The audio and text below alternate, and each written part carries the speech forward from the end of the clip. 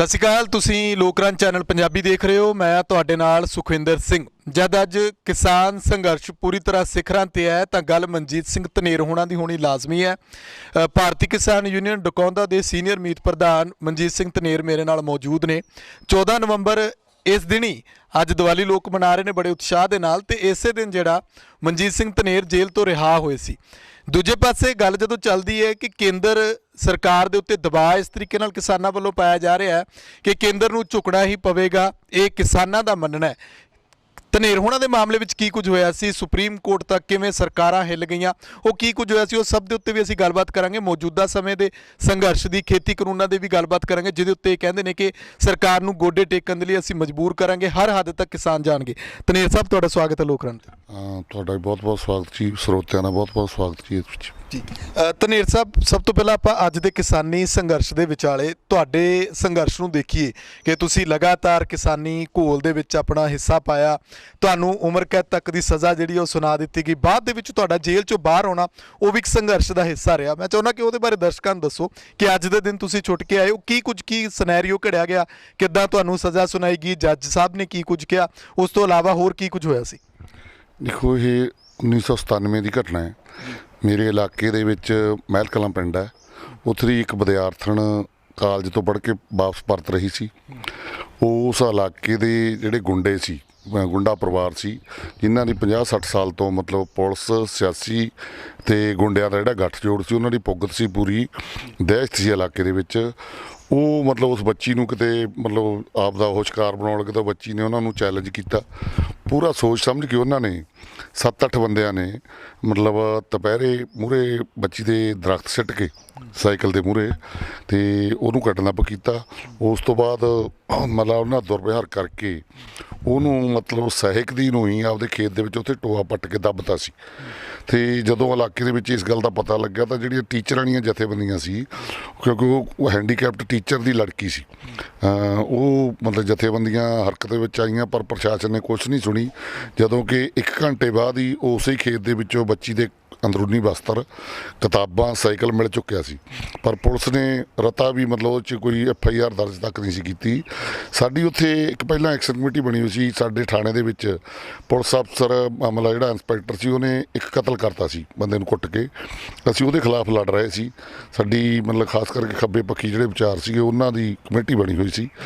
ਉਹਦੇ 'ਚੋਂ ਉਹ ਮਾਸਟਰਾਂ ਦੀਆਂ ਮਤਲਬ ਜਥੇਬੰਦੀਆਂ ਪਲੱਸ ਸਾਡੀ ਉਹ ਐਕਸ਼ਨ ਕਮੇਟੀ, ਤਾਂ 14 ਮੈਂਬਰੀ ਸਾਡੀ ਸੰਘਰਸ਼ ਕਮੇਟੀ ਬਣ ਗਈ। ਇਹ ਐਕਸ਼ਨ ਕਮੇਟੀ ਮਹਿਲ ਕਲਾਂ। ਅਸੀਂ ਉਹ ਘੋਲ ਦਾ ਮਤਲਬ ਜਿਹੜਾ ਸ਼ੁਰੂਆਤ ਕੀਤੀ, ਲੋਕਾਂ ਨੇ ਬਹੁਤ ਵੱਡੀ ਪੱਧਰ 'ਤੇ ਸਾਨੂੰ ਸਹਿਯੋਗ ਦਿੱਤਾ। ਲੱਖਾਂ ਤੱਕ ਅਸੀਂ ਉਹਦੀ ਗਿਣਤੀ ਲੈ ਗਏ। ਅਤੇ 14 ਦਿਨਾਂ ਬਾਅਦ ਉਸ ਬੱਚੀ ਦੀ ਲਾਸ਼ ਉਹਨਾਂ ਗੁੰਡਿਆਂ ਤੋਂ, ਉਹਨਾਂ ਦੇ ਹੱਥਾਂ ਨਾਲ ਉਸੇ ਖੇਤ ਦੇ ਵਿੱਚੋਂ ਕਢਵਾਈ ਸੀ। ਉਸ ਤੋਂ ਬਾਅਦ ਜਿਹੜਾ ਪੁਲਿਸ ਸਿਆਸੀ ਗੁੰਡਾ ਗੱਠਜੋੜ ਸੀ, ਉਹਨੂੰ ਹੱਥਾਂ ਪੈਰਾਂ ਦੀ ਪਈ ਸਿਆਸੀ ਲੋਕ ਪਟਕਾਤੇ। ਅਸੀਂ ਮਤਲਬ ਲੋਕਾਂ ਦੀ ਮਤਲਬ ਸੱਥ ਦੇ ਵਿੱਚੋਂ ਨੰਗੇ ਕੀਤੇ। ਅਤੇ ਜਿਹੜਾ ਪੁਲਿਸ ਪ੍ਰਸ਼ਾਸਨ ਸੀ, ਉਹਦੀ ਕਰਤੂਤ ਸਾਹਮਣੇ ਆਈ। ਉਹ ਜਿਹੜਾ SHO ਆ, ਉਹ ਟਰਮੀਨੇਟ ਕਰਾ ਕੇ ਘਰੇ ਭੇਜਿਆ ਹੋਇਆ, ਦਇਆ ਸਿੰਘ ਵਾਹੀਆ। ਅਤੇ ਜਿਹੜੇ ਹੋਰ ਵੱਡੇ ਪੁਲਿਸ ਅਫਸਰ ਸੀ, ਉਹ SPD ਸੀ, SPH ਸੀ, ਉਹ ਇਹਦੀ ਮਾਰਚ ਆਏ। ਤਾਂ ਉਹ ਕੇਸ ਲੜਦੇ ਰਹਿਣਾ ਸੀ, ਮਤਲਬ ਖੁਦ ਗਵਾਹੀਆਂ ਦੇ ਕੇ ਉਹਨਾਂ ਦੇ ਖਿਲਾਫ 28 ਕੇਸ ਪਹਿਲਾਂ ਦਰਜ ਸੀ ਗੁੰਡਿਆਂ ਦੇ ਖਿਲਾਫ। ਕੋਈ ਗਵਾਹੀ ਨਹੀਂ ਸੀ ਦਿੰਦਾ, ਡਰਾ ਕੇ ਉਹ ਗਵਾਹੀ ਤੋਂ ਭਜਾ ਦਿੰਦੇ ਸੀ ਅਤੇ ਦੰਦ ਲਾਉਂਦੇ ਫਿਰਦੇ ਹੁੰਦੇ ਸੀ ਉਹ। ਇਸ ਕੇਸ ਦੇ ਵਿੱਚ ਫਿਰ ਸਾਨੂੰ ਖੁਦ ਨੂੰ ਗਵਾਹੀਆਂ ਦੇਣੀਆਂ ਪਈਆਂ, ਜੋ ਕਾਨੂੰਨ ਗਵਾਹੀਆਂ ਮੰਗਦਾ ਸੀ। ਤਾਂ ਅਸੀਂ ਉਹਦੀ ਪੈਰਵਾਈ ਕਰਕੇ ਉਹ ਚਾਹੁੰਦੇ ਸੀ ਕਿ ਇਸ ਕੇਸ ਨੂੰ ਮਤਲਬ ਉੱਥੋਂ ਤਬਦੀਲ ਕੀਤਾ ਜਾਵੇ ਬਰਨਾਲੇ ਸੈਸ਼ਨ ਕੋਰਟ ਦੇ ਵਿੱਚੋਂ, ਜਾਂ ਹਰਿਆਣੇ 'ਚ ਲੈ ਜਾਈਏ ਜਾਂ ਚੰਡੀਗੜ੍ਹ ਲੈ ਜਾਈਏ, ਤਾਂ ਕਿ ਗਵਾਹੀਆਂ ਨਾ ਦੇ ਸਕੇ ਕੋਈ। ਉੱਥੇ ਡਰਾ ਧਮਕਾ ਕੇ ਜਾਂ ਮਤਲਬ ਮਾਰਨ ਤੱਕ ਵੀ ਉਹਨਾਂ ਦਾ ਹੈਗਾ ਇਤਿਹਾਸ, ਬੰਦੇ ਮਾਰੇ ਵੀ ਆ ਉਹਨਾਂ ਨੇ। ਇਹ ਅਸੀਂ ਉਹਨਾਂ ਦੀ ਸਿਰੇ 'ਚ ਲੱਗਣ ਨਾ ਦਿੱਤੀ। ਅਸੀਂ ਪੈਰਵਾਈ ਬਹੁਤ ਤਕੜੀ ਕੀਤੀ ਸੀ। ਇਸ ਕਰਕੇ ਉਹਨਾਂ ਨੇ ਇੱਕ ਮਤਲਬ ਦਵਰਕੀ ਕੱਢੀ ਸੀ, ਮਤਲਬ ਵੀ ਉੱਥੋਂ ਅਦਾਲਤ 'ਚੋਂ ਕੱਢਣ ਵਾਸਤੇ ਉਹਨੂੰ ਮਤਲਬ ਕੇਸ ਨੂੰ। ਤਾਂ ਅਸੀਂ ਉਸ ਦਵਰਕੀ ਦੇ ਉੱਤੇ ਕਮੈਂਟ ਕੀਤਾ ਸੀ। ਉਹਦੇ 'ਚ ਇੱਕ CPM ਦਾ ਚੰਦ ਚੋਪੜਾ ਜਿਹੜਾ ਸੀ ਉਦੋਂ ਦਾ ਆਗੂ, ਉਹਨੇ ਵੀ ਉਹ ਐਫੀਡੇਵਿਟ ਦੇ ਉੱਤੇ ਉਹਦੇ 2 ਬੰਦਿਆਂ ਨੇ ਦਸਤਖਤ ਕੀਤੇ ਸੀ ਵੀ ਹਾਂ ਇਹਨਾਂ ਨਾਲ ਹੀ ਹੁੰਦੀ ਹੈ। ਉਹ ਗੁੰਡਿਆਂ ਦੇ ਪੱਖ 'ਚ ਖੜਾ ਸੀ। ਤਾਂ ਅਸੀਂ ਉਹਦੇ 'ਤੇ ਮਤਲਬ ਜੋ ਲੀਫਲੈਟ ਕੱਢਿਆ ਤਾਂ ਉਹ 'ਚ ਕੌਲੀ ਚੱਟ ਲਫ਼ਜ਼ ਆ ਗਿਆ। ਤਾਂ ਕੌਲੀ ਚੱਟ ਲਫ਼ਜ਼ 'ਤੇ ਸਾਡੇ ਖਿਲਾਫ ਉਹਨਾਂ ਨੇ ਮਾਣਹਾਨੀ ਦਾ ਕੇਸ ਦਾਇਰ ਕਰਤਾ ਕੋਰਟ ਦੇ ਵਿੱਚ। ਅਸੀਂ ਵੀ ਉਸ ਕੋਰਟ ਦਾ ਮਤਲਬ ਕੇਸ ਦੇ ਵਿੱਚ ਹਾਜ਼ਰ ਸੀ। ਉਸੇ ਦਿਨ ਹੀ ਇੱਕ ਰਣਜੀਤ ਵਾਲੀ ਘੋਲ ਦੀ ਪਿੱਛੇ ਸੀ, ਦੋਨੇ ਇਕੱਠੀਆਂ ਸੀ। ਤਾਂ ਉਸ 'ਤੇ ਜਿਹੜੇ ਲੋਕਾਂ ਨੂੰ ਬਹੁਤ ਉਹਨੇ ਕੁੱਟਿਆ, ਮਾਰਿਆ, ਸਤਾਇਆ ਹੋਇਆ ਸੀ, ਉਹ ਲੋਕ ਇਲਾਕੇ ਦੇ ਵਿੱਚ ਜਾਣੀ 3 ਸਾਲਾਂ ਦੇ ਵਿੱਚ ਹੀ ਸਿਰ ਚੱਕ ਗਏ ਸੀ। ਤਾਂ ਉਹਨਾਂ ਲੋਕਾਂ ਨੇ ਨਿੱਜੀ ਤੌਰ 'ਤੇ ਇਹਨਾਂ 'ਤੇ ਹਮਲਾ ਕਰਤਾ। ਹਮਲੇ 'ਚ ਮਤਲਬ ਇਹਨਾਂ ਦਾ ਇੱਕ ਬਜ਼ੁਰਗ ਕਾਫੀ ਫੱਟੜ ਹੋ ਗਿਆ, 9 ਦਿਨਾਂ ਬਾਅਦ ਉਹਦੀ ਮੌਤ ਹੋ ਗਈ। ਤੇ ਉਹੀ ਜਿਹੜਾ ਪੁਲਿਸ ਸਿਆਸੀ ਗੁੰਡਾ ਗੱਠਜੋੜ ਸੀ ਉਹਨੂੰ ਬਹੁਤ ਹੀ ਮਤਲਬ ਵਧੀਆ ਮੌਕਾ ਮਿਲਿਆ ਤੇ ਉਹਨਾਂ ਨੇ ਜਾਣੀ ਜਿਹੜੇ ਉਹਨਾਂ ਨੂੰ ਲੱਗਦੇ ਸੀ ਜਿਹੜੇ 14 ਦੇ ਵਿੱਚੋਂ 3 ਆਗੂ ਉਹਨਾਂ ਨੂੰ ਲੱਗਦੇ ਸੀ ਵੀ ਜ਼ਿਆਦਾ ਉਹ ਪੈਰਵਾਈ ਕਰ ਰਿਹਾ, ਉਹਨਾਂ 3 ਲੋਕ ਆਗੂਆਂ ਦਾ ਇਹ 'ਚ ਫਾਲਸ ਨੌ ਲਿਖਾਤਾ। 4 ਜਿਹੜੇ ਮੌਕੇ ਤੇ ਫੜੇ ਗਏ ਸੀ ਬੰਦੇ ਉਹ ਪਲੱਸ 7 ਬੰਦਿਆਂ ਤੇ ਉਹ ਝੂਠਾ ਕਤਲ ਕੇਸ ਦਰਜ ਕਰਾਤਾ, ਜਿਹੜਾ ਕਿ ਬਹੁਤ ਹੀ ਉਹਨਾਂ ਨੇ ਤਸੱਲੀ ਨਾਲ ਕਰਾਇਆ ਸੀ। ਵਕੀਲ ਵੀ ਅੰਦਰ ਸੱਦ ਕੇ ਮਤਲਬ ਕੋਤਵਾਲੀ ਥਾਣੇ ਦੇ ਵਿੱਚ, ਤੇ ਆਪ ਵੀ ਵਕੀਲ ਹੀ ਸੀ ਉਹ, ਯਾਨੀ ਉਹਦੇ ਵਿੱਚ ਪੂਰਾ ਝੂਠ ਬੋਲ ਕੇ FIR ਦੇ ਵਿੱਚ ਪੂਰੀਆਂ ਪੱਤੀਆਂ ਲਾ ਕੇ ਉਹਨਾਂ ਨੇ FIR ਲਿਖੀ ਸੀ ਜੀ। ਤੇ ਉਹਦੇ ਵਿੱਚ ਤੁਹਾਡਾ ਵੀ ਨਾਮ ਸ਼ਾਮਲ ਹੋਇਆ। ਫਿਰ ਉਸ ਤੋਂ ਬਾਅਦ ਤੁਹਾਨੂੰ ਅਦਾਲਤ ਨੇ ਕਿਸ ਬਿਨਾਹ ਤੇ ਸਜ਼ਾ ਦਿੱਤੀ ਤੇ ਸੈਸ਼ਨ ਕੋਰਟ ਨੇ ਕੀ ਕੁਝ ਕਿਹਾ ਸੀ, ਉਹਦੀ ਬੜੀ ਚਰਚਾ ਰਹੀ।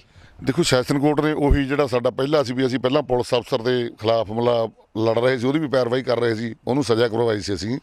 ਤਾਂ ਉਹਨਾਂ ਨੇ ਜਿਹੜਾ ਸੈਸ਼ਨ ਜੱਜ ਸੀ ਫਤਿਹਦੀਪ ਸਿੰਘ, ਉਹਨੇ ਮਤਲਬ ਬਕਾਇਦਾ ਇਹ ਆਪਦੇ ਹੁਕਮ ਦੇ ਵਿੱਚ ਇਹ ਲਿਖਿਆ ਸੀ ਵੀ ਇਹ ਬੰਦੇ ਆ ਜਿਹੜੇ ਮਤਲਬ ਪੁਲਿਸ ਪ੍ਰਸ਼ਾਸਨ ਤੋਂ ਨਹੀਂ ਡਰਦੇ ਇਹ, ਤੇ ਮਤਲਬ ਪੁਲਿਸ ਇਹਨਾਂ ਤੋਂ ਡਰਦੀ ਹੈ, ਇਸ ਕਰਕੇ ਇਹੋ ਜਿਹੀਆਂ ਕਾਰਵਾਈਆਂ ਕਰਦੇ ਨੇ। ਇਹਨਾਂ ਦੇ ਵਿਚਾਰ ਆ ਜਿਹੜੇ ਉਹ ਮਾਰਕਸੀ ਵਿਚਾਰਾਂ ਦੇ ਬੰਦੇ ਆ ਇਹ, ਇੱਥੋਂ ਤੱਕ ਵੀ ਉਹਨਾਂ ਨੇ ਮਤਲਬ ਆਪਦੇ ਆਰਡਰ ਦੇ ਵਿੱਚ ਲਿਖਿਆ ਸੀ ਜੀ। ਤੇ ਜਦੋਂ ਸਜ਼ਾ ਹੋ ਗਈ ਉਸ ਤੋਂ ਬਾਅਦ ਜਿਹੜਾ ਸਰਕਾਰ ਜਾਂ ਗਵਰਨਰ ਸਾਹਿਬ ਤੱਕ, ਸੁਪਰੀਮ ਕੋਰਟ ਤੱਕ ਜਿਹੜੀ ਉਹ ਕਹਾਣੀ ਪਹੁੰਚੀ, ਉਹ ਕਿਸ ਤਰ੍ਹਾਂ ਸੀ?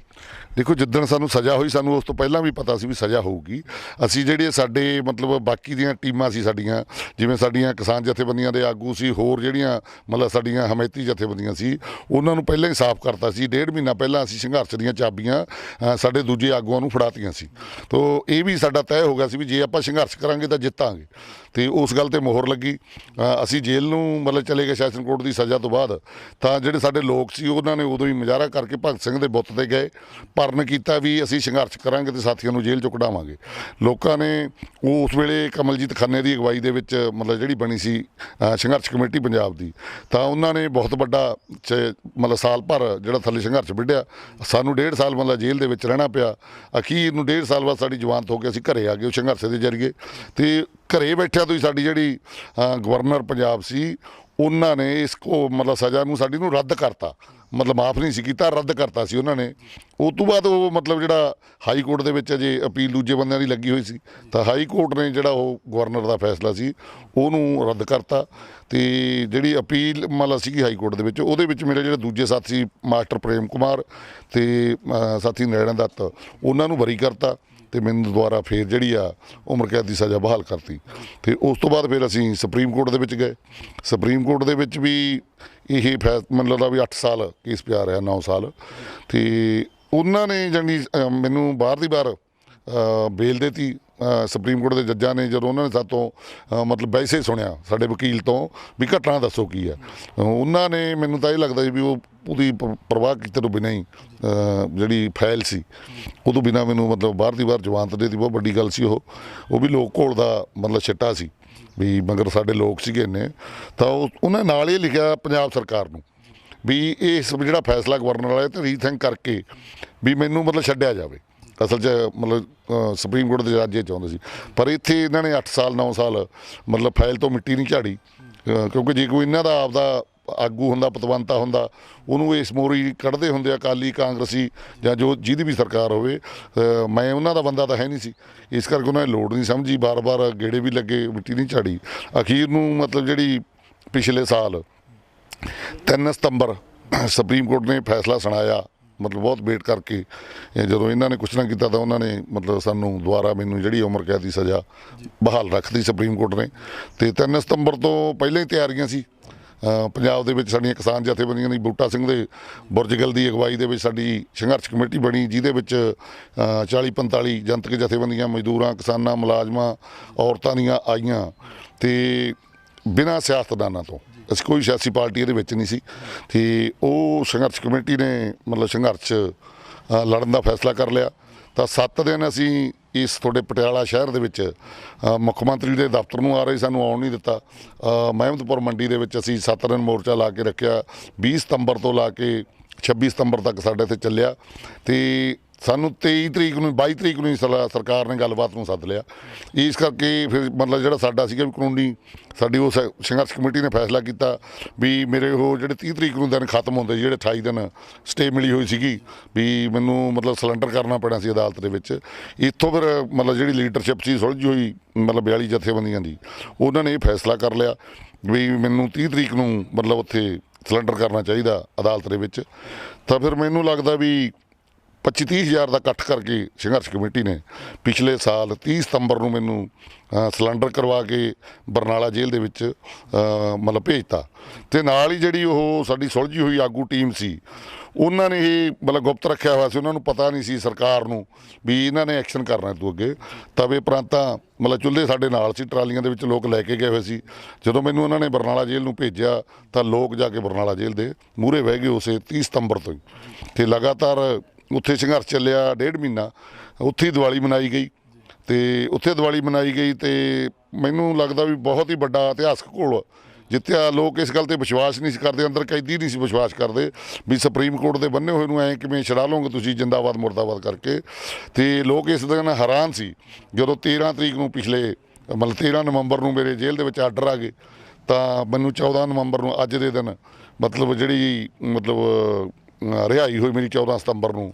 ਤਾਂ ਉਦੋਂ ਵੀ ਫਿਰ ਜਿਹੜੀ ਮੇਰੇ ਕਿਸਾਨ ਆਗੂਆਂ ਨੇ ਜਾਂ ਲੋਕ ਆਗੂਆਂ ਨੇ ਇਹ ਗੱਲ ਕਹੀ ਸੀ ਜਿਸ ਦਿਨ ਮੈਨੂੰ ਮਤਲਬ ਛੱਡਣ ਗਏ ਸੀ, ਮੈਂ ਖੁਦ ਵੀ ਬੋਲਿਆ ਸੀ ਉਸ 'ਤੇ ਵੀ ਜਿਹੜੇ ਹੱਥਾਂ ਨਾਲ ਮਤਲਬ ਜਿਹੜੇ ਮੈਂ ਝੰਡਾ ਜਥੇਬੰਦੀ ਦਾ ਸਾਡੇ ਪ੍ਰਧਾਨ ਬੂਟਾ ਸਿੰਘ ਬੁਰਜਗਲ ਨੂੰ ਝੰਡਾ ਜਥੇਬੰਦੀ ਦਾ ਸੌਂਪ ਕੇ ਗਿਆ ਸੀ ਅਤੇ ਸਾਡੇ ਉਹ ਪ੍ਰਧਾਨ ਜੀ ਹੁਣੀ ਇਹ ਬੋਲੇ ਸੀ ਵੀ ਅੱਜ ਜਿਹੜਾ ਹੱਥਾਂ ਨਾਲ ਮਤਲਬ ਝੰਡਾ ਫੜਨਾ ਤੇ ਇਹੀ ਝੰਡਾ ਅਸੀਂ ਇਹਨਾਂ ਹੱਥਾਂ ਨਾਲ ਫੜਾਵਾਂਗੇ। ਅਤੇ 14 ਸਤੰਬਰ ਦੀ ਉਹ ਸ਼ਾਮ ਇਸ ਗੱਲ ਦਾ ਸਬੂਤ ਦਿੰਦੀ ਹੈ।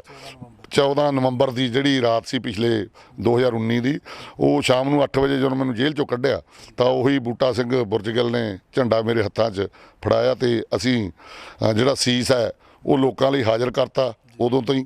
ਅਤੇ ਸੀਸ ਲੋਕਾਂ ਵਾਸਤੇ ਲੈ ਕੇ ਚੱਲੇ ਹੋਏ ਆ, ਸੰਘਰਸ਼ਾਂ ਦੇ ਪਿੜ ਮੱਲੇ ਆ। ਲੋਕਾਂ ਨੂੰ ਇਸ ਗੱਲ 'ਤੇ ਵਿਸ਼ਵਾਸ ਬੱਝਿਆ ਵੀ ਲੋਕ ਬਿਨਾਂ ਇਹਨਾਂ ਸਿਆਸੀ ਪਾਰਟੀਆਂ ਤੋਂ ਵੀ ਬਹੁਤ ਕੁਛ ਕਰ ਸਕਦੇ ਨੇ। ਅਤੇ ਮੈਨੂੰ ਐਂ ਲੱਗਦਾ ਵੀ ਜਿਹੜਾ ਅੱਜ ਦਾ ਸਾਡਾ ਕਿਸਾਨੀ ਸੰਗਰਾਮ ਚੱਲਦਾ, ਇਸ ਮੇਰੇ ਰਿਹਾਈ ਵਾਲੇ ਘੋਲ ਨੇ ਇਹਨੂੰ ਬਹੁਤ ਬਲ ਬਖਸ਼ਿਆ, ਲੋਕਾਂ ਨੂੰ ਬਹੁਤ ਵਿਸ਼ਵਾਸ ਬੱਝਿਆ, ਕਿਸਾਨਾਂ ਨੂੰ ਬੱਝਿਆ, ਹੋਰ ਲੋਕਾਂ ਨੂੰ ਬੱਝਿਆ। ਅਤੇ ਅੱਜ ਜਿਹੜਾ ਇਹ ਪੰਜਾਬ ਤੋਂ ਚੱਲ ਕੇ ਘੋਲ ਪਹਿਲਾਂ ਪੰਜਾਬ ਦੀਆਂ 30 ਕਿਸਾਨ ਜਥੇਬੰਦੀਆਂ ਨੂੰ ਇਕੱਠੇ ਕਰ ਲੈਣਾ, ਮੈਨੂੰ ਲੱਗਦਾ ਵੀ ਉਸੇ ਸਮਝ ਦਾ ਛਿੱਟਾ ਇਹ।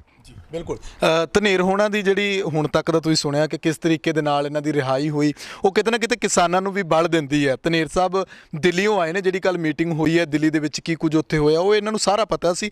ਇਸ ਕਰਕੇ ਇਹਨਾਂ ਦੀ ਕਹਾਣੀ ਨੂੰ ਸਾਹਮਣੇ ਲਿਆਂਦਾ ਤਾਂ ਕਿ ਜਿਹੜੇ ਲੋਕ ਕਹਿੰਦੇ ਨੇ ਕਿ ਸਰਕਾਰਾਂ ਨਾਲ ਮੱਥਾ ਲਾਣਾ ਸੌਖਾ ਨਹੀਂ, ਜੇ ਤੁਸੀਂ ਇਨਸਾਫ ਲੈਣਾ ਜਾਂ ਆਪਣੇ ਹੱਕਾਂ ਦੀ ਗੱਲ ਕਰਦੇ ਹੋ ਤਾਂ ਕਿਤੇ ਨਾ ਕਿਤੇ ਸੰਘਰਸ਼ ਲੰਮੇ ਵੀ ਚੱਲਦੇ ਨੇ। ਧਨੇਰ ਸਾਹਿਬ, ਹੁਣ ਜੇ ਆਪਾਂ ਮੌਜੂਦਾ ਕਿਸਾਨੀ ਸੰਘਰਸ਼ ਦੀ ਗੱਲ ਕਰੀਏ ਤਾਂ ਇਹਨੂੰ ਤੁਸੀਂ ਕਿੱਦਾਂ ਦੇਖਦੇ ਹੋ ਕਿ ਕਿਸਾਨ ਜਿਹੜੇ ਨੇ ਕਿਤੇ ਨਾ ਕਿਤੇ ਲੋਕਾਂ ਦੇ ਵਿੱਚ ਇਹ ਗੱਲਾਂ ਜਾਂਦੀਆਂ ਕਿ ਐਵੇਂ ਮੱਥੇ ਲਾਉਣ ਦਾ ਕੀ ਫਾਇਦਾ। ਜਿਵੇਂ ਇੱਦਾਂ ਲਾ ਲਓ ਕਿ ਵਪਾਰੀ ਵਰਗ ਜਿਹੜਾ ਉਹ ਵੀ ਇਹ ਕਿਸਾਨਾਂ ਨੂੰ ਗੱਲ ਕਹਿ ਰਿਹਾ ਕਿ ਅਸੀਂ ਵੀ ਪਰੇਸ਼ਾਨ ਆ, ਆਮ ਲੋਕ ਕਹਿੰਦੇ ਨੇ ਅਸੀਂ ਵੀ ਪਰੇਸ਼ਾਨ ਆ ਤੁਹਾਡੇ ਧਰਨੇ ਪ੍ਰਦਰਸ਼ਨਾਂ ਕਰਕੇ, ਪਰ ਤੁਹਾਡੇ ਵਿੱਚ ਇੱਕੋ ਜਿਹੜੀ ਚਿਣਗ ਹੈ ਕਿ ਅਸੀਂ ਜਿਹੜਾ ਇਹ ਜਿੱਤ ਹਾਸਲ ਕਰਕੇ ਹੀ ਉੱਠਾਂਗੇ। ਕਿੱਦਾਂ ਦੇਖਦੇ ਹੋ ਕਿ ਕੇਂਦਰ ਦੀ ਜ਼ਿੱਦ ਤੇ ਤੁਹਾਡੀ ਜਿੱਤ ਕਿੱਧਰ ਦੇ ਪਾਸੇ ਜਾਂਦੀ ਹੈ? ਦੇਖੋ, ਸਾਡੀ ਜਿੱਦ ਨਹੀਂ, ਅਸੀਂ ਤਾਂ ਹੱਕਾਂ ਲਈ ਸੰਘਰਸ਼ ਕਰ ਰਹੇ ਹਾਂ। ਜਿੱਦ ਤਾਂ ਮਤਲਬ ਕੇਂਦਰ ਸਰਕਾਰ ਨੇ ਕੀਤੀ ਹੋਈ ਆ, ਸਾਡੀ ਤਾਂ ਅਸੀਂ ਤਾਂ ਮਤਲਬ ਸੱਚ ਖਾਤਰ ਲੜਦੇ ਹਾਂ। ਅਤੇ ਪਿਛਲੇ ਸਾਲ ਵੀ ਸੱਚ ਖਾਤਰ ਲੜੇ, ਸੱਚ ਨੂੰ ਫਾਂਸੀ ਦਿੱਤੀ ਸੀ ਇਹਨਾਂ ਨੇ ਅਤੇ ਲੋਕਾਂ ਨੇ ਫਾਂਸੀ ਤੜਾਈ ਹੈ। ਹੁਣ ਵੀ ਸਾਡੇ ਕੋਲ ਜਦ ਸੱਚ ਹੈ, ਅਸੀਂ ਲੋਕਾਂ ਨੂੰ ਸੱਦਾ ਦਿੱਤਾ, ਉਸੇ ਤਰਜ਼ 'ਤੇ ਲੋਕ ਇਕੱਠੇ ਹੋਏ ਨੇ ਪੰਜਾਬ ਦੇ ਅਤੇ ਉਸੇ ਤਰਜ਼ 'ਤੇ ਅਗਾਂਹ ਵੱਧ ਰਹੇ ਹਾਂ। ਪੰਜਾਬ ਦੇ ਕਿਸਾਨਾਂ ਨੇ ਮਤਲਬ ਸਾਰੇ ਭਾਰਤ ਦੇ ਕਿਸਾਨਾਂ ਨੂੰ ਇਕੱਠਾ ਕਰ ਲਿਆ। ਇਹ ਜਿੱਤ ਯਕੀਨੀ ਆ। ਜਿਹੜੇ ਲੋਕਾਂ ਨੂੰ ਐਂ ਲੱਗਦਾ ਵੀ ਇਹ ਜਿੱਤਿਆ ਨਹੀਂ ਹੈ, ਤਾਂ ਮੈਂ ਤੁਹਾਨੂੰ ਦੱਸਿਆ ਪਿਛਲੇ ਸਾਲ ਵੀ ਲੋਕ ਕਹਿੰਦੇ ਜੇਲ੍ਹ 'ਚੋਂ ਇਹ ਕਿਵੇਂ ਕਢਾ ਲੈਣਗੇ ਲੋਕ ਐਂ ਬਿਨਾਂ ਮਤਲਬ ਉਹਨਾਂ ਤੋਂ। ਇਹ ਹੁਣ ਵੀ ਯਕੀਨੀ ਹੈ ਅਤੇ ਮੈਂ ਪੂਰੇ ਵਿਸ਼ਵਾਸ ਨਾਲ ਕਹਿੰਦਾ ਜਿੱਤ ਯਕੀਨੀ, ਲੋਕਾਂ ਦੀ ਜਿੱਤ ਹੋਣੀ ਹੈ। ਇਹ ਮਤਲਬ ਨਵਾਂ ਇਤਿਹਾਸ ਰਚਿਆ ਜਾਊਗਾ। ਇਹ ਠੀਕ ਹੈ, ਜਿਹੜੇ ਉਹ ਲੋਕ ਡਾਮਾਡੋਲ ਹੁੰਦੇ ਆ, ਜਿਹੜੇ ਇਹਨਾਂ ਘੋਲਾਂ ਦੇ ਵਿੱਚ ਪਏ ਨਹੀਂ ਹੁੰਦੇ, ਉਹ ਵਿਚਾਰੇ ਕੁਦਰਤੀਓ ਮਤਲਬ ਉਹਨਾਂ ਦੀ ਸਮਝ 'ਚ ਇਹ ਹੁੰਦਾ। ਪਰ ਜਿਹੜਾ ਲੋਕ ਘੋਲ ਹੈ ਇਹ ਮਤਲਬ ਇਤਿਹਾਸ ਦੱਸਦਾ ਸਾਨੂੰ ਬਹੁਤ ਲੰਮੇ ਘੋਲ ਲੜੇ ਗਏ ਨੇ ਇਤਿਹਾਸ ਦੇ ਵਿੱਚ। ਸਿੱਖ ਧਰਮ ਦੇ ਆਪਾਂ ਮਤਲਬ ਜਦੋਂ ਉਹਨੂੰ ਪੜ੍ਹਾਂਗੇ ਨਾ, ਉਹਦੇ ਵਿੱਚ ਬਹੁਤ ਲੰਮੀਆਂ ਲੜਾਈਆਂ ਹੋਈਆਂ ਅਤੇ ਆਖਰ ਨੂੰ ਜਿੱਤਾਂ ਹੋਈਆਂ, ਕੁਰਬਾਨੀਆਂ ਵੀ ਹੁੰਦੀਆਂ। ਤਾਂ ਹੁੰਦਾ ਹੀ ਆ। ਇਹ ਹੁਣ ਕਿਸੇ ਵਪਾਰੀਆਂ ਦਾ ਨੁਕਸਾਨ ਹੋ ਰਿਹਾ, ਕਿਸੇ ਮਤਲਬ ਆ ਬੇਰੁਜ਼ਗਾਰ ਹੋਏ ਨੇ ਟੋਲ ਪਲਾਜ਼ਿਆਂ 'ਚੋਂ ਜਵਾਕ, ਸਾਨੂੰ ਰੁਜ਼ਗਾਰ ਨਹੀਂ ਮਿਲਦਾ, ਇਹਨੂੰ ਕੁਰਬਾਨੀ 'ਚ ਗਿਣਨਾ ਚਾਹੀਦਾ ਅਸਲ 'ਚ। ਇਹ ਮਤਲਬ ਕੁਰਬਾਨੀਆਂ ਤਾਂ ਕਰਨੀਆਂ ਪੈਣੀਆਂ ਹੁੰਦੀਆਂ ਜਦੋਂ ਕੁਰਬਾਨੀ ਕਰਨ, ਕਿਉਂਕਿ ਇਹ ਇਕੱਲਾ ਘੋਲ ਕਿਸਾਨੀ ਦਾ ਨਹੀਂ ਹੈ। ਇਹ ਜਦੋਂ ਮਤਲਬ ਇਹ ਕਾਨੂੰਨ ਲਾਗੂ ਹੋ ਜਾਂਦੇ ਨੇ ਤਾਂ ਕੁੱਲ ਜਿਹੜਾ, ਮੈਂ ਤਾਂ ਕਿਉਂਕਿ ਕੁੱਲ ਕਿਰਤੀ ਆ ਜਿਹੜਾ ਸਾਡਾ ਭਾਰਤ ਦਾ ਕਿਰਤੀ ਵਰਗ ਹੈ ਨਾ, ਉਹਨਾਂ 'ਤੇ ਇਹ ਸਾਰਾ ਮਤਲਬ ਹੋਣਾ। ਹੁਣ ਤੁਸੀਂ ਦੇਖੋ ਕੰਪੀਟੀਸ਼ਨ ਦੇ ਜਿਹੜੇ ਅਦਾਰੇ ਵੀ ਪ੍ਰਾਈਵੇਟ ਹੁਣ ਤਾਂ ਮੰਡੀਆਂ ਪ੍ਰਾਈਵੇਟ ਕਰਨ ਦੀ ਗੱਲ ਕਰਦੇ ਆ। ਪਹਿਲਾਂ ਸਕੂਲ ਪ੍ਰਾਈਵੇਟ ਕੀਤੇ ਸੀ, ਸਕੂਲਾਂ 'ਚੋਂ ਸਾਡੀ ਵਿੱਦਿਆ ਗਈ। ਫਿਰ ਸਿਹਤ ਮਤਲਬ ਜਿਹੜੀ ਸੀ ਹਸਪਤਾਲ ਪ੍ਰਾਈਵੇਟ ਕਰ ਲਏ ਹਨ। ਫਿਰ ਹੋਰ ਮਤਲਬ ਬਹੁਤ ਕੁਝ ਜਿਹੜਾ ਕੁਝ ਪ੍ਰਾਈਵੇਟ ਕਰ ਲਿਆ ਉਹ ਸਾਡਾ ਜਾਣਾ। ਹੁਣ ਰੇਲਾਂ ਵੀ ਪ੍ਰਾਈਵੇਟ ਕਰ ਲੈਣਗੇ, ਰੇਲਾਂ ਵੀ ਉਹਨਾਂ ਦੀਆਂ ਹੋ ਜਾਣਗੀਆਂ। ਜਾਣੀ ਜਿਹੜੀ ਪ੍ਰਾਈਵੇਟ ਕਰਨ ਵਾਲੀ ਨੀਤੀ ਹੈ ਇਹਨਾਂ ਦੀ, ਉਹ ਲੋਕ ਵਿਰੋਧੀ ਹੋਈ ਆ। ਲੋਕ ਤਾਂ ਅੱਜ ਇਹੋ ਜਿਹਾ ਹਾਲ ਹੋਇਆ ਪਿਆ ਵੀ ਪ੍ਰਾਈਵੇਟ ਤਾਂ ਕੀ, ਲੋਕ ਦਵਾਈ ਲੈਣ ਜੋਗੇ ਤਾਂ ਵਿਚਾਰੇ ਹੈ ਨਹੀਂ, ਹਿੰਮਤ ਨਹੀਂ ਹੈ। ਬਣਦਾ ਤਾਂ ਸਰਕਾਰਾਂ ਦਾ ਇਹ ਹੁੰਦਾ, ਜਿਹੜੇ ਕਹਿੰਦੇ ਸੀ ਨਾ ਪਿਛਲੇ ਹਾਕਮ ਵੀ ਕਹਿੰਦੇ ਅਸੀਂ ਕੈਲੀਫੋਰਨੀਆ ਬਣਾਉਣਾ। ਉੱਥੇ ਮਤਲਬ ਲੋਕਾਂ ਦੇ ਇਲਾਜ ਦੀ ਜ਼ਿੰਮੇਵਾਰੀ, ਲੋਕਾਂ ਦੀ ਖੁਰਾਕ ਦੀ ਜ਼ਿੰਮੇਵਾਰੀ, ਲੋਕਾਂ ਦੇ ਰਹਿਣ ਸਹਿਣ ਦੀ ਜ਼ਿੰਮੇਵਾਰੀ ਉਹਨਾਂ ਸਰਕਾਰਾਂ ਦੀ ਹੈ। ਇੱਥੇ ਅਸੀਂ ਹੁਣ ਵੀ ਦੇਖਿਆ, ਮੈਂ ਦਿੱਲੀ ਤੋਂ ਆ ਰਹੇ ਸੀ ਤਾਂ ਲੋਕ ਡੰਡੌਤ ਕਰ ਰਹੇ ਨੇ, ਡੰਡੌਤ ਕਰ ਰਹੇ ਵੀ ਸਾਡੀ ਜ਼ਿੰਦਗੀ ਵਧੀਆ ਬਣ ਜੇ। ਉਹਨਾਂ ਵਿਚਾਰਿਆਂ ਨੂੰ ਇੰਨਾ ਗਿਆਨ ਨਹੀਂ ਹੈ। ਪਰ ਅਸੀਂ ਡੰਡੌਤ ਆ ਕਰਦੇ ਹਾਂ ਅਤੇ ਲੋਕਾਂ ਨੂੰ ਕਹਾਂਗੇ ਆਹ ਜਿਹੜੀ ਡੰਡੌਤ ਆ ਇਹ ਤੁਹਾਨੂੰ ਸਵਰਗ 'ਚ ਭੇਜੂਗੀ। ਮਤਲਬ ਸਵਰਗ ਉੱਤੇ ਨਹੀਂ ਬਣਿਆ ਹੁੰਦਾ ਕਿਤੇ, ਸਵਰਗ ਧਰਤੀ 'ਤੇ ਬਣਾਉਣਾ ਪੈਂਦਾ। ਅਸੀਂ ਲੋਕਾਂ ਨੂੰ ਇਹ ਸੱਦਾ ਦਿੱਤਾ ਹੈ ਧਰਤੀ 'ਤੇ ਸਵਰਗ ਬਣਾਉਣ ਵਾਸਤੇ ਤੁਹਾਨੂੰ ਸੰਘਰਸ਼ ਹੀ ਸੰਦਾ। ਤੁਹਾਡਾ ਇੱਕ ਸਾਂਝਾ ਸੰਘਰਸ਼ ਆ ਜਿਹੜਾ, ਉਹ ਮਤਲਬ ਸਮਾਂ ਮੰਗਦਾ ਜੀ, ਸਾਂਝੇ ਸੰਘਰਸ਼ ਕਰੋ। ਅਤੇ ਕੱਠ ਲੋਹੇ ਦੀ ਲੱਠ ਸਿਰ ਵਿੱਚ ਜਦੋਂ ਜ਼ਾਲਮ ਦੇ ਵੱਜਦੀ ਆ ਤਾਂ ਲੋਕ ਜਿੱਤਦੇ ਹੁੰਦੇ ਆ। ਅੱਜ ਤੱਕ ਦਿੱਲੀ ਦਾ ਤਖਤ ਇਤਿਹਾਸ ਦੇ ਵਿੱਚ ਕਦੇ ਵੀ ਜਿੱਤਿਆ ਨਹੀਂ। ਆਖਰ ਨੂੰ ਜਿੱਤ ਹੁੰਦੀ ਆ ਸੱਚ ਦੀ, ਅਤੇ ਚਾਂਦਨੀ ਚੌਂਕ ਦੀ ਉਹ ਜਿੱਤ ਹੁੰਦੀ ਆ। ਹੁਣ ਵੀ ਸਾਡਾ ਵਿਸ਼ਵਾਸ ਆ ਇਹ, ਅਸੀਂ ਠਰਮੇ ਨਾਲ ਲੜ ਰਹੇ ਹਾਂ, ਚੱਲਿਆ। ਅਸੀਂ ਕਾਹਲੀ ਕਰੀ ਹੋਈ ਨਹੀਂ, ਨਾ ਰੇਲਾਂ ਚੜ੍ਹੋ, ਅਸੀਂ ਟਰੈਕਟਰ ਟਰਾਲੀਆਂ ਲੈ ਕੇ ਚੱਲੇ ਹਾਂ। ਟਰੈਕਟਰ ਟਰਾਲੀਆਂ ਦੇ ਵਿੱਚ ਲੈ ਕੇ ਜਾਵਾਂ ਮਹੀਨੇ ਦਾ ਰਾਸ਼ਨ, ਉਹ ਜਦੋਂ ਮੁੱਕ ਜੂਗਾ ਫਿਰ ਮੰਗਾ ਲਾਂਗੇ ਨਾ। ਮਹੀਨਾ ਕੁ ਦਾ ਆਟਾ ਕੱਢ ਹੀ ਜਾਣਾ, ਸੁੰਡੀ ਨਹੀਂ ਪੈਂਦੀ ਇਹਦੇ 'ਚ। ਅਤੇ ਲੋਕ ਆਪ ਲੈ ਕੇ ਆਉਣਗੇ ਸਾਡੇ ਸੰਘਰਸ਼ ਨੂੰ ਰੋਟੀਆਂ, ਉਹਦੀ ਨਹੀਂ ਗੱਲ ਕੋਈ। ਬਹੁਤ ਖਾੜਾ ਜਚੂਗਾ ਇਹ। ਦਿੱਲੀ ਦਰਬਾਰ ਨੂੰ ਨਾਨੀ ਚੇਤੇ ਕਰਾ ਦਿਆਂਗੇ। ਅਤੇ ਠੀਕ ਆ, ਮਤਲਬ ਇਹਦੀ ਸੋਚ ਹਿਟਲਰ ਵਾਲੀ ਹੈ। ਸਾਨੂੰ ਤਾਂ ਲੱਗਦਾ ਵੀ ਕਰੂਗਾ ਹੀ ਹਿਟਲਰ ਵਾਂਗੂ ਇਹ। ਪਰ ਉਹ ਜਿਹੜਾ ਭਰੋਸਾ ਵਾਰ-ਵਾਰ ਲਗਾਤਾਰ ਭਰੋਸੇ 'ਤੇ ਭਰੋਸਾ ਦੇ ਰਹੇ ਨੇ ਕਿ ਤੁਹਾਡੀ ਆਮਦਨ ਦੁੱਗਣੀ ਕਰ ਦੇਣੀ, ਹੋਰ ਕਿਸਾਨਾਂ ਨੂੰ ਭਰੋਸਾ, ਤੁਹਾਨੂੰ ਸਮਝਾਉਣ ਵਾਲੀਆਂ ਗੱਲਾਂ ਹੁੰਦੀਆਂ ਉੱਥੇ, ਉਹ ਕਿੱਦਾਂ ਦੇਖਦੇ ਹੋ ਤੁਸੀਂ? ਉੱਥੇ ਜਾ ਕੇ ਦਿੱਲੀ ਦੇਖਿਆ, ਮੂੰਹ ਮੁਹਾਂਦਰਾ ਕੀ ਕਹਿੰਦਾ ਸੀ ਕਿ ਗੱਲਬਾਤ ਬਣ ਜੇਗੀ ਜਾਂ ਇਸੇ ਤਰ੍ਹਾਂ ਚੱਲਦੀ ਰਹੂਗੀ? ਦੇਖੋ, ਜਿਹੜੇ ਹਾਕਮਾਂ ਦੀ ਆਪ ਦੀ ਗੱਲਬਾਤ ਹੁੰਦੀ ਹੈ, ਸਾਡੀ ਆਪ ਦੀ ਗੱਲਬਾਤ ਹੈ। ਅਸੀਂ ਉਹਨਾਂ ਦੀਆਂ ਗੱਲਾਂ 'ਚ ਆਉਣ ਵਾਲੇ ਹੁੰਦੇ ਤਾਂ ਫਿਰ ਅਸੀਂ ਸੰਘਰਸ਼ ਹੀ ਸ਼ੁਰੂ ਕਿਉਂ ਕਰਦੇ, ਅਤੇ ਸੰਘਰਸ਼ ਨੂੰ ਸਹੀ ਦਿਸ਼ਾ ਸ਼ੁਰੂ ਕਿਉਂ ਕਰਦੇ? ਅੱਗੇ ਬਹੁਤ ਬਥੇਰੇ ਮਤਲਬ ਟੋਲ ਪਲਾਜ਼ਾ 'ਤੇ ਜਾਂ ਮਤਲਬ ਸ਼ੰਭੂ ਬਾਰਡਰ 'ਤੇ ਫੋਟੋਆਂ ਲਾ ਕੇ ਕਹਿ ਗਏ ਅਸੀਂ ਸੰਘਰਸ਼ ਲੜ ਲਿਆ। ਅਸੀਂ ਉਹਨਾਂ 'ਚੋਂ ਨਹੀਂ ਹਾਂ। ਅਸੀਂ ਜਿਹੜੇ ਸੱਚੀ ਜਿਨ੍ਹਾਂ ਦੇ ਦਿਲ 'ਚ ਦਰਦ ਹੈ ਲੋਕਾਂ ਦਾ, ਉਹ ਲੋਕ ਇਕੱਠੇ ਹੋ ਕੇ ਇਹ ਸੰਘਰਸ਼ ਦੇ ਰਾਹ ਪਏ ਆ। ਉਹ ਬਥੇਰੇ ਲੋਲੀਪੌਪ ਦਿਖਾਈ ਜਾਣ, ਆਮਦਨ ਦੁੱਗਣੀ ਹੋ ਜੂ, ਤਿੱਗਣੀ। ਸਾਨੂੰ ਪਤਾ ਵੀ ਦੁੱਗਣੀ ਤਿੱਗਣੀ ਕਿਹੜੀ ਹੋਣੀ ਹੈ, ਕਰਜ਼ੇ ਦੁੱਗਣੇ ਤਿੱਗਣੇ ਹੋਣਗੇ। ਹਾਲਤਾਂ ਨਹੀਂ ਹੁੰਦੀਆਂ। ਹਾਲਤਾਂ ਤਾਂ ਮੈਂ ਤੁਹਾਨੂੰ ਦੱਸ ਕੇ ਹਟਾਂ ਵੀ ਹਸਪਤਾਲ 'ਚ ਦਵਾਈ ਲੈਣ ਜੋਗੀ ਤਾਂ ਸਾਡੀ ਹਾਲਤ ਨਹੀਂ ਰਹੀ। ਅੱਜ ਕੋਈ ਮਤਲਬ ਹੁਣ ਮੰਨ ਲਓ ਕੋਈ ਇੱਥੋਂ ਮਾੜਾ ਜਿਹਾ ਦਰਦ ਉੱਠ ਖੜੇ ਨਾ, 2 ਲੱਖ ਰੁਪਈਆ ਦੇਣਾ ਪਊਗਾ ਹਸਪਤਾਲ ਜਾ ਕੇ, ਅਤੇ ਸਾਡੇ ਕੋਲ ਕਿੱਥੇ ਨੇ ਉਹ? ਸਾਡੀ ਜਿਉਣ ਹਾਲਤ ਹੀ ਇਹਨਾਂ ਨੇ ਮਤਲਬ ਇੰਨੀ ਮਾੜੀ ਕਰਤੀ। ਅਸੀਂ ਆਪਦੀ ਆਉਣ ਵਾਲੀਆਂ ਪੀੜ੍ਹੀਆਂ ਦੀ ਜ਼ਿੰਦਗੀ ਬਣਾਉਣ ਵਾਸਤੇ ਅਤੇ ਮਤਲਬ ਜਿਹੜਾ ਧਰਤੀ 'ਤੇ ਸਵਰਗ ਬਣਾਉਣ ਵਾਸਤੇ, ਮੈਂ ਤੁਹਾਨੂੰ ਵਾਰ-ਵਾਰ ਕਹਿ ਰਿਹਾ, ਸਾਡੇ ਬੱਚਿਆਂ ਦਾ ਸਵਰਗ ਆ ਜਿਹੜਾ, ਉਹ ਹੁਣ ਇਕੱਲੀ ਮਾਲਾ ਫੇਰੇ ਤੋਂ ਨਹੀਂ, ਅਸਲ ਸੰਘਰਸ਼ਾਂ ਦੇ ਪਿੜਾਂ ਦੇ ਵਿੱਚ ਖੰਡਾ ਚੱਕੇ ਤੋਂ ਮਤਲਬ ਜਿਹੜਾ ਸਵਰਗ ਬਣੂਗਾ ਧਰਤੀ 'ਤੇ। ਅਤੇ ਸਾਡੇ ਉਹ ਜਿਹੜਾ ਵੱਡਾ ਹਿੱਸਾ 50% ਔਰਤਾਂ ਜਿਹੜੀਆਂ ਅੱਗੇ ਮਤਲਬ ਘੋਲਾਂ 'ਚੋਂ ਬਾਹਰ ਹੁੰਦੀਆਂ ਸੀ, ਉਹ ਸਾਡੇ ਨਾਲ ਮੂਹਰੇ ਆ। ਅੱਜ ਦੇਖੋ ਪੰਜਾਬ ਦੇ ਵਿੱਚ ਕੋਨੇ-ਕੋਨੇ 'ਤੇ ਅਸੀਂ ਕੱਤਾ ਬੀਜਿਆ, ਅਤੇ ਅਸੀਂ ਮਤਲਬ ਝੋਨਾ ਸਾਂਭਿਆ, ਅਤੇ ਮੈਦਾਨ ਦੇ ਵਿੱਚ ਕੌਣ ਨੇ? ਸਾਡੀਆਂ ਉਹੀ ਮਾਵਾਂ ਭੈਣਾਂ ਹਰੀਆਂ ਕੇਸਰੀ ਚੁੰਨੀਆਂ ਲੈ ਕੇ ਮੈਦਾਨਾਂ ਦੇ ਵਿੱਚ ਜੱਚੀਆਂ ਹੋਈਆਂ। ਅੱਜ ਦੀਵਾਲੀ ਦਾ ਦਿਨ ਆ ਨਾ, ਅੱਜ ਵੀ ਮਤਲਬ ਉਹਨਾਂ ਇਕੱਠਾਂ ਦੇ ਵਿੱਚ ਮਾਈਆਂ ਦੀ ਗਿਣਤੀ ਮਤਲਬ ਬੰਦਿਆਂ ਨੂੰ ਵੱਧ ਆਊਗੀ। ਕਹਿ ਕੇ ਗਈਆਂ ਵੀ ਅਸੀਂ ਦੀਵਾਲੀ ਵਾਲੇ ਦਿਨ ਵੀ ਆਵਾਂਗੇ। ਇਹ ਗੱਲ ਦੱਸਦੀ ਆ ਵੀ ਜਿਹੜਾ ਲੋਕਾਂ ਦਾ ਵਿਸ਼ਵਾਸ ਹੈ, ਲੋਕਾਂ ਨੂੰ ਇਸ ਘੋਲ ਦੇ ਨਾਲ ਜੁੜੇ, ਲੋਕ ਘੋਲ ਬਣ ਗਿਆ, ਕਿਸਾਨ ਘੋਲ ਨਹੀਂ ਰਿਹਾ। ਇਹ ਲਾਜ਼ਮੀ ਜਿੱਤ ਹੋਊ। ਸ਼ੁਕਰੀਆ, ਧੰਨਵਾਦ। ਸੋ ਸਾਡੇ ਨਾਲ ਮੌਜੂਦ ਸਨ ਮਨਜੀਤ ਸਿੰਘ ਧਨੇਰ, ਭਾਰਤੀ ਕਿਸਾਨ ਯੂਨੀਅਨ ਡਕੌਂਦਾ ਦੇ ਬੜੇ ਸਰਗਰਮ ਸੀਨੀਅਰ ਮੀਤ ਪ੍ਰਧਾਨ ਨੇ, ਜਿਨ੍ਹਾਂ ਨੇ ਦੱਸਿਆ ਕਿ ਕਿਸਾਨੀ ਸੰਘਰਸ਼ ਦੀ ਜਿੱਤ ਕਿੱਦਾਂ ਹੋਏਗੀ। ਜਿਵੇਂ ਇਹ ਉਮਰ ਕੈਦ ਦੀ ਸਜ਼ਾ ਤੋਂ ਬਾਹਰ ਹੋ ਕੇ, ਜੇਲ੍ਹ 'ਚੋਂ ਬਾਹਰ ਨਿਕਲ ਕੇ ਲੋਕਾਂ ਦੇ ਵਿੱਚ ਬੈਠੇ ਨੇ, ਲੋਕਾਂ ਦੇ ਸੰਘਰਸ਼ ਕਰਕੇ ਇਹ ਜਿੱਤ ਇਸੇ ਤਰ੍ਹਾਂ ਇਹ ਕਹਿੰਦੇ ਨੇ ਕਿ ਖੇਤੀ ਆਰਡੀਨੈਂਸ ਨੂੰ ਲੈ ਕੇ ਸਾਡੀ ਜਿੱਤ ਬਰਕਰਾਰ ਰਹੇਗੀ। ਕੇਂਦਰ ਨੂੰ ਜਿਹੜਾ ਖੇਤੀ ਕਾਨੂੰਨ ਰੱਦ ਕਰਨੇ ਹੀ ਪੈਣਗੇ। ਆਪਣੇ ਵਿਚਾਰ ਕਮੈਂਟ ਕਰਕੇ ਜ਼ਰੂਰ ਦੱਸਿਓ। ਤੁਹਾਨੂੰ ਪ੍ਰੋਗਰਾਮ ਕਿਸ ਤਰ੍ਹਾਂ ਦਾ ਲੱਗਿਆ? ਲੋਕ ਰੰਗ ਚੈਨਲ ਪੰਜਾਬੀ ਨੂੰ ਸਬਸਕ੍ਰਾਈਬ ਕਰੋ। ਧੰਨਵਾਦ।